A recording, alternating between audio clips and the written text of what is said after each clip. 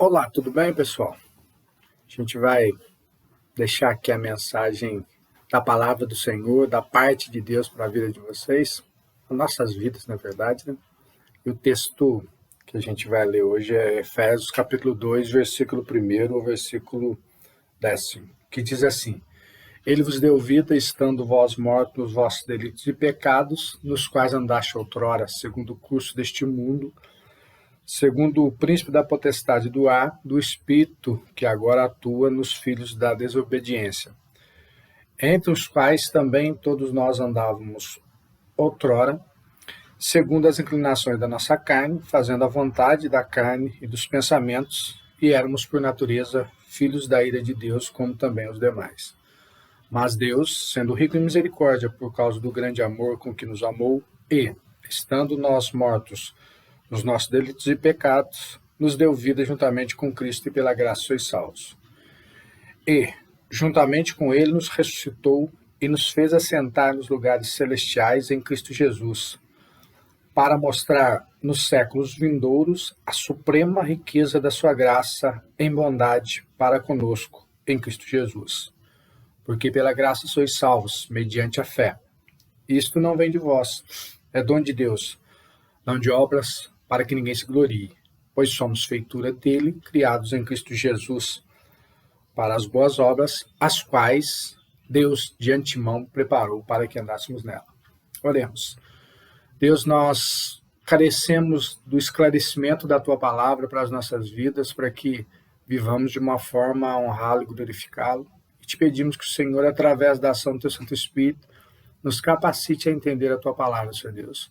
E que no nome de Cristo Jesus nós vivamos para honrá-lo e glorificá-lo, para exaltá-lo, e assim sendo, o teu nome seja, somente o seu nome seja glorificado nas nossas vidas. É no nome de Cristo Jesus que nós oramos. Amém.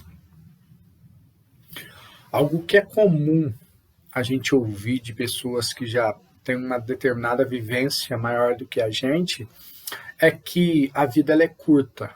Se você conversar com uma pessoa que já beira os seus 80, 90 anos, hoje pessoas vivem até essa faixa de idade, você vai perceber que as pessoas vão dizer, nossa, aproveite, viva, porque a vida ela é muito curta, ela passa muito rápido.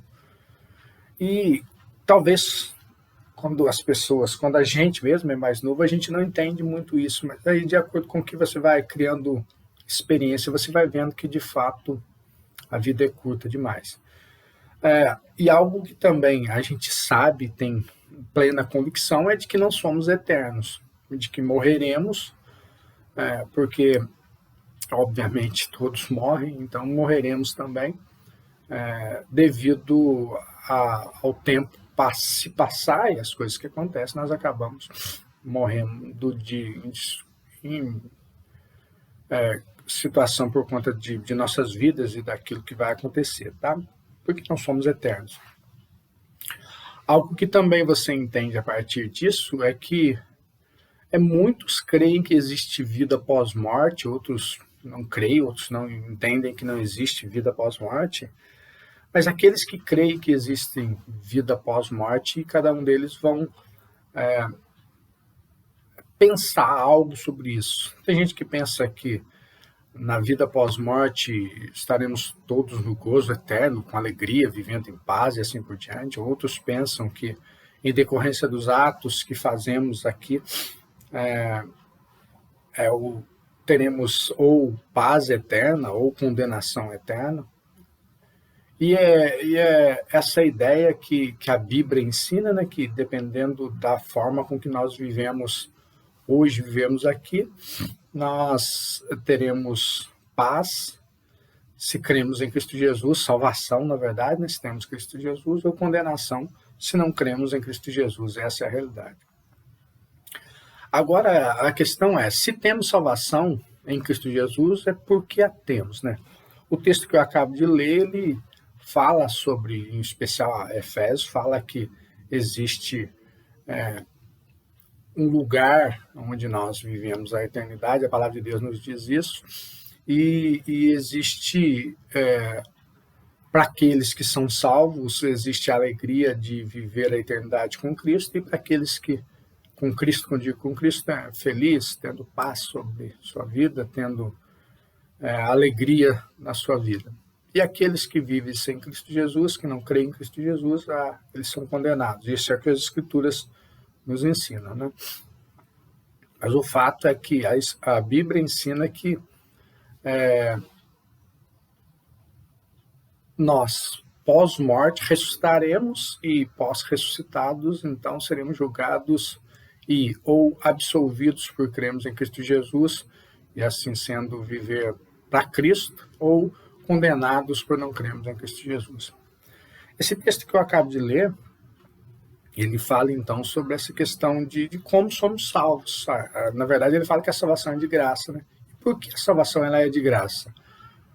O que nos ensina isso então? E é isso que a gente vai trabalhar nesse momento, pensando sobre essa questão. Por que a salvação ela é gratuita, ela é de graça? Em primeiro lugar, a salvação ela é de graça por aquilo que o homem é sem Jesus Cristo. Ela é de graça, então, pelo que o homem é quando não crê em Cristo Jesus. O texto diz assim: Ele vos deu vida, estando vós outrora mortos nos vossos delitos e pecados, nos quais andaste outrora segundo o curso deste mundo, segundo o príncipe da potestade do ar, que agora atua nos filhos da desobediência.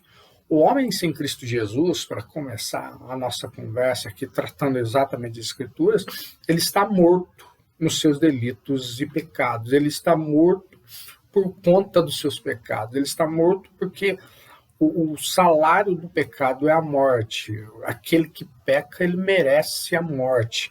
E o homem sem Cristo Jesus, ele já está morto nos seus delitos e pecados. Não é que ele morrerá, ainda que ele morrerá por consequência dos seus pecados, a morte física, mas espiritualmente ele já está morto sem Cristo Jesus, porque o texto ele deixa muito claro: ele, Jesus Cristo, vos deu vida estando vocês mortos nos vossos delitos e pecados. Paulo está escrevendo a uma igreja em Éfeso, alguém que está vivo, dizendo para eles que aqueles que estavam sem Cristo anteriormente estavam mortos. Então, logo, o pecado, então, o homem sem Cristo Jesus, ele está morto, já está morto. Então, ele não tem salvação por consequência dos seus atos, por consequência de estar em pecado, estar morto nos seus delitos e pecados. Andando segundo, como diz que dá? Como que o homem está? Andando segundo o curso deste mundo, diz o texto, e segundo o príncipe da potestade do ar do Espírito, que agora atua nos filhos da desobediência. O homem sem Cristo Jesus, ele anda de acordo com os interesses do mundo, entenda mundo no sentido de ter coisas, de ser, de obter, de correr atrás daquilo que o mundo pode dar. Anda segundo as inclinações, como diz o texto, do príncipe da potestade do ar, da ação do mal, da ação demoníaca mesmo. Ele anda segundo essas inclinações, segundo essa vontade. Ele anda fazendo a vontade da carne, no versículo 3 fala sobre isso, entre os quais também todos nós andamos outrora segundo as inclinações da carne, fazendo a vontade da carne dos pensamentos. Então, ou seja, o homem sem Cristo Jesus, o homem que não crê em Cristo Jesus, ele está perdido nos seus próprios atos. Ele não é salvo, digamos assim, para aqueles que creem em vida eterna, eles não passarão a eternidade com Cristo Jesus, porque ele está perdido nos seus próprios atos, nos seus próprios pensamentos, naquilo que ele busca.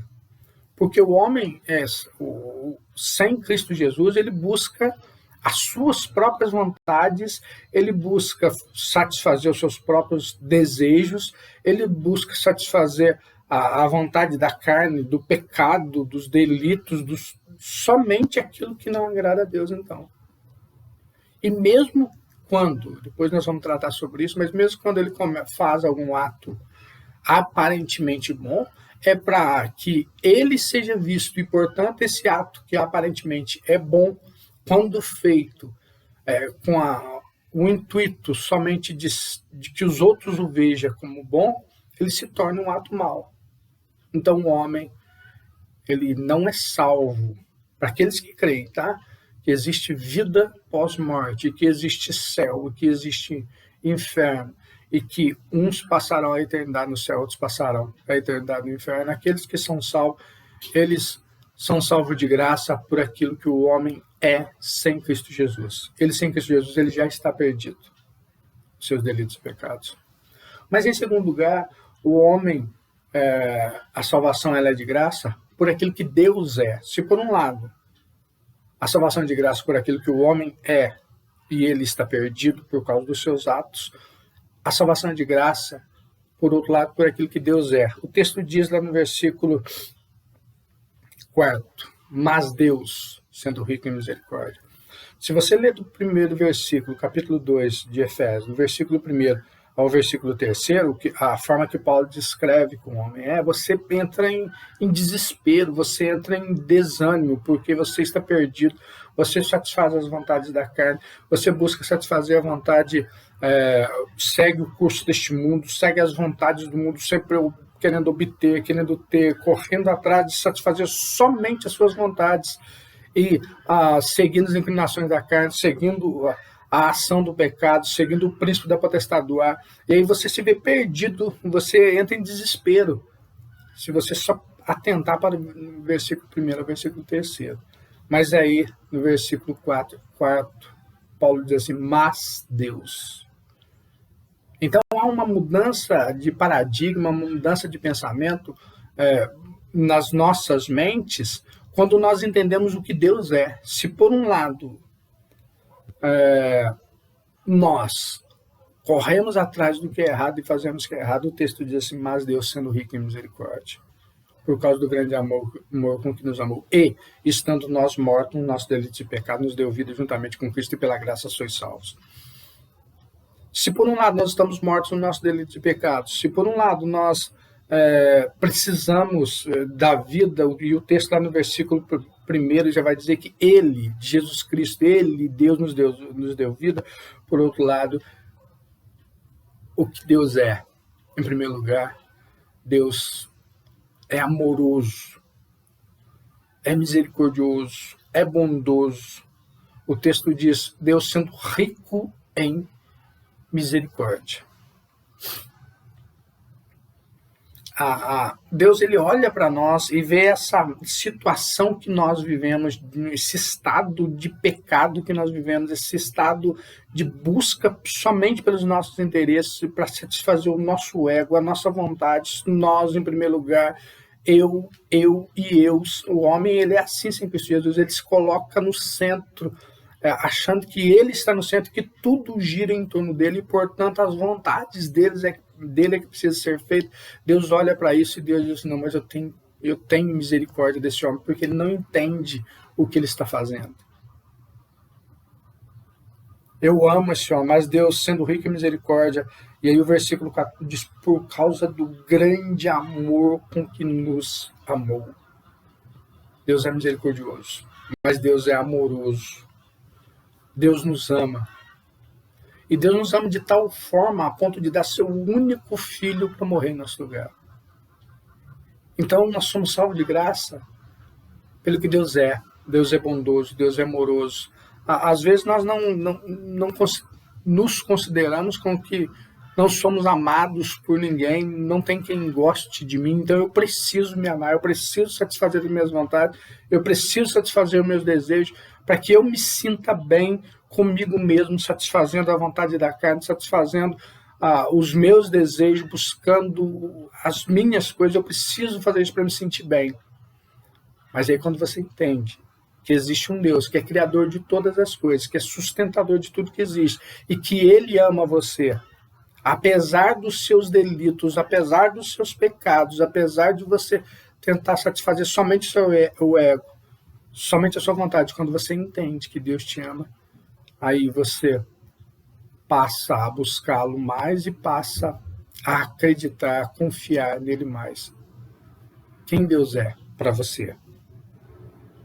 Quem Cristo Jesus é para você? Essa pergunta que precisa ficar na nossa mente. Nós somos salvos de graça porque Deus nos salva do início, meio e fim. É Ele quem nos chama, Efésios vai dizer isso. É Ele quem implanta dentro do nosso coração o desejo de o servir, de servi-lo. Efésios vai dizer isso. É Ele quem, através da ação do Santo Espírito dele, faz com que nós permaneçamos vivendo para honrá-lo e glorificá-lo. E a palavra do Senhor também vai dizer isso. Quem Deus é. Por um lado, você sabe quem você é pecador, nós sabemos, né, que nós somos pecadores, e o Efésios diz isso. Estamos nós mortos, nossos delitos, perdidos. Por outro lado, Paulo diz aos Efésios, mas Deus, que é misericordioso, que nos dá vida estando nós mortos no nosso delito de pecados, no versículo 5, nos deu vida juntamente com Cristo, e de graça sois salvos, pela graça, de graça para nós, mas não de graça para Cristo Jesus, que morreu pagando o preço do nosso pecado. Quem Deus é para você? Você crê nele? Somente nele? Ou você crê nele mais alguma coisa? Não, é Deus e as minhas obras, é Deus e mais o mérito de alguém, o mérito de alguma coisa. Em terceiro lugar, por que a salvação ela é de graça? Pelo que as boas obras são. Às vezes nós confiamos em nós mesmos porque, olha, eu ajudo, eu faço, eu aconteço, eu prego, eu vou na igreja todo domingo, eu dou esmola aos pobres, eu devolvo o dízimo à igreja, eu visito, eu faço, eu. E aí você volta a se colocar no centro novamente. E aí, quando você entende que até as suas boas obras são aquelas que Deus preparou para que você anda nelas, aí você vai entender, peraí, não sou eu. Até as obras consideradas boas são aquelas que Cristo Jesus preparou para que eu andasse. O texto diz assim, versículo 8 e versículo 9 e 10, né? 8 diz assim, porque pela graça sois salvos mediante a fé, isso não vem de vós, é dom de Deus. Ele reafirma isso, a salvação é de graça. Isso não vem de vós, é dom de Deus, não de obras, versículo 9, para que ninguém se glorie. Olha só, o que Paulo está dizendo é que a salvação ela não é através das obras, porque as obras que se faz para a salvação, ela leva a pessoa a falar, eu sou bom, eu consigo, eu faço, não de obras para que ninguém se glorie, para que a glória seja toda de Deus. E aí ele conclui no versículo 10 dizendo o seguinte, pois somos feitura dele, criados em Cristo Jesus para as boas obras. E quais são as boas obras? Nós somos feituras de Deus, criados em Cristo Jesus para as boas obras. E aí ele diz, as quais, as boas obras, Deus de antemão preparou para que andássemos nela. Então as boas obras são aquelas que o próprio Deus preparou para que andássemos nela, para que a fizéssemos. Boas obras. A primeira boa obra que nós precisamos entender e confiar é a obra de Cristo Jesus. Boa obra é você confiar que Cristo Jesus morreu por você para a salvação. Me entenda. Para sermos salvos, nós temos que crer em Cristo Jesus como o único e suficiente Salvador das nossas vidas. E somente nisso, porque nós somos salvos de graças, pois somos feitura dele, porque a glória, a honra, o louvor e a adoração é todo dele. Pois somos feitura dele, criado pelas boas obras, das quais de antemão Jesus Cristo preparou para que andássemos nela. Quando nós olhamos para nós, em primeiro lugar, você tem que ver como alguém que busca satisfazer os seus interesses. E mesmo as obras que muitos dizem que são boas, elas só são feitas para satisfazer o próprio ego. Olha, eu faço, eu aconteço. Boa obra é aquela que você faz e que ninguém... Se você faz algum ato de caridade e que ninguém precisa ficar sabendo, que você entende, ninguém precisa saber o que eu estou fazendo. Porque ela é feita para honrar e glorificar a Cristo Jesus, então. O que são as boas obras? Boas obras são aquelas feitas em Cristo Jesus. Então nós somos salvos de graça. A salvação ela é de graça para aqueles que creem que existe eternidade, que existe céu, que existe inferno. A salvação ela é de graça, Paulo vai dizer, pelo fato que o homem é. O homem é egocêntrico. Pelo fato de que Deus é. Deus ele se deu, Jesus Cristo se deu para morrer em nosso lugar. E pelo fato que as boas obras são. As boas obras são aquelas que são feitas em Cristo Jesus. Que o Senhor Deus o abençoe, que o Senhor Deus o proteja, o fortaleça, e que dia após dia você possa viver para honrar e glorificar o nome de Deus.